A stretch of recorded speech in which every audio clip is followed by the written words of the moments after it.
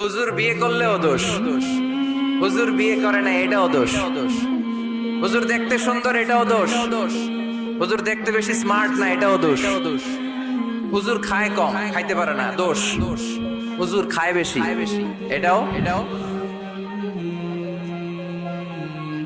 অনেকে বলে হুজুর আপনি বেশি ইংরেজি বলেন এটা আপনার দোষ। আবার আমেরিকায় যারা থাকে তারা বলে হুজুর আরেকটু যদি ইংরেজি বাড়ায় বলতেন আমাদের ছেলেমেয়েরা বেশি বুঝতে পারতো। আপনি যে কম বলেন এটা আপনার দোষ। ভেজাল আছে না নাই? সব ভেজাল থেকে আল্লাহ তুমি এই জাতিকে নির্ভেজাল করে দাও। আর অল্প কয়েক মিনিট ডিস্টার্ব করো না। তো আল্লাহ তিন ভাবে আমাদের দোয়া কবুল করে। পদ্ধতি নাম্বার 1, চাওয়া মাত্রই দিয়ে দেয়, বলে হ্যাঁ দিব তো দিয়ে দেয়, আমরা খুশি।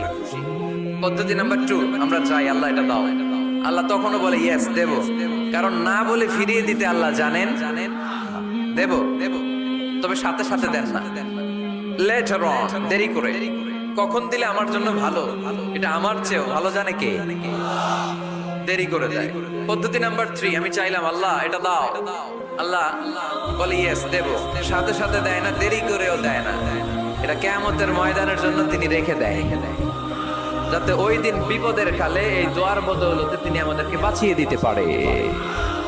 তাহলে যে এত এত দোয়া করি লাভ আছে না নাই?